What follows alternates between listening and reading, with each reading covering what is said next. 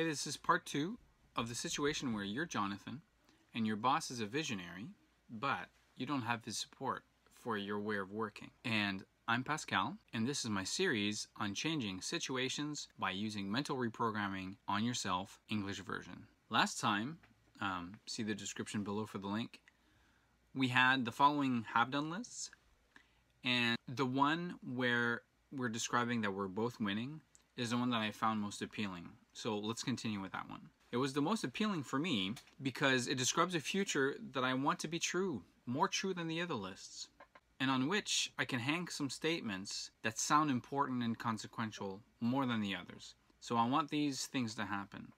Before my boss and I felt we're both winning in our respective purviews, I'll have felt I'm winning, he'll have felt he's winning, and for that he'll have felt he has a highly able team, felt he can trust his team with the tactical, felt he can be aligned with a future that will be great, prosperous, and inevitable. At this point, I think I have some unsaid convictions that are driving how I see my options. I say this because I have difficulty continuing with this list. Although the list describes a future that I want, you know, there's something missing, there's something not right. So there's obviously something that is underneath, and I have some thoughts that I can probably put on paper and clarify. My mental models, those subconscious sort of stories I tell myself, are probably influencing my thoughts. So let's put them down. Let's start a new section called mental models. So it usually helps to start a mental model with unless. Usually if I have an unless in my mind, it means I have something that I'm sort of fighting against. The one that comes to mind for me is, unless we agree on our approach, things won't go well. Well, let's correct that, because maybe it's better that we see things differently. But I have another mental model, which is, yes, but this insistence he has is because he sees a threat in the different approach that I have. It's an ego thing. Well, yes, he does like when he's the one with the idea, and it's probably an ego thing. Another mental model that I have is, my boss has trouble separating his ideas from his identity. Yeah, that usually is true. Usually he does have trouble to do that. So since that's true, I think we got a problem.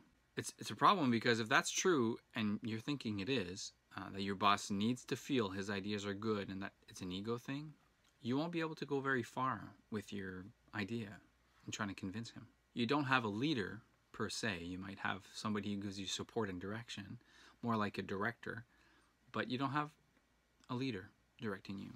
So the have-done list about both of you feeling you're winning, that one is probably far too off in the future. You can't act on that next. You can't do anything about it because there's something in your boss's abilities that's underdeveloped.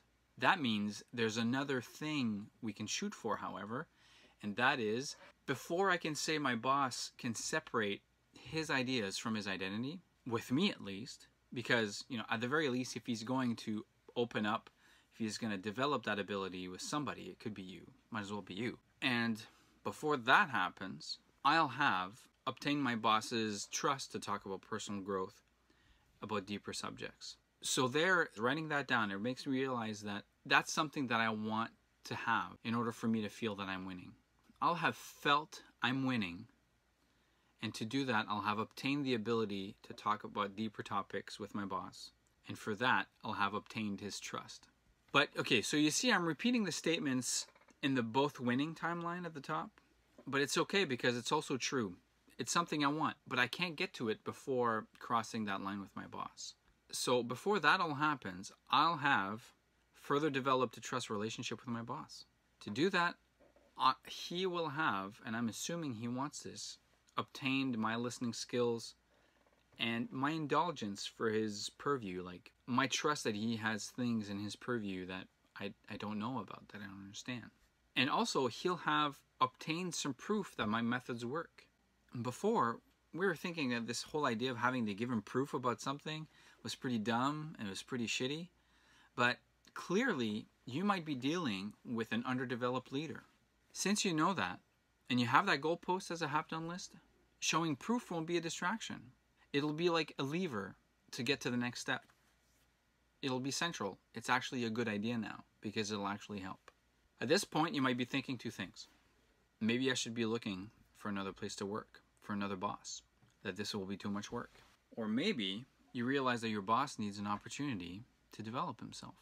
And then maybe your boss might be longing for developing himself too. Before he'll have felt he's winning, he'll have felt he can be in a work environment where he can ease his guards and be more authentic with what he wants out of work. Maybe that's all true. So you've got a choice to make. And in some ways, you know that he needs to remove his ideas from his identity. The I am the idea maker just won't cut it. And until that happens, you won't have that level of openness from him for your ideas. So creating a place where trust is created between you two really is the next thing you need to be concentrating on, the next posture for you to have. So it's up to you to do all that, because who else?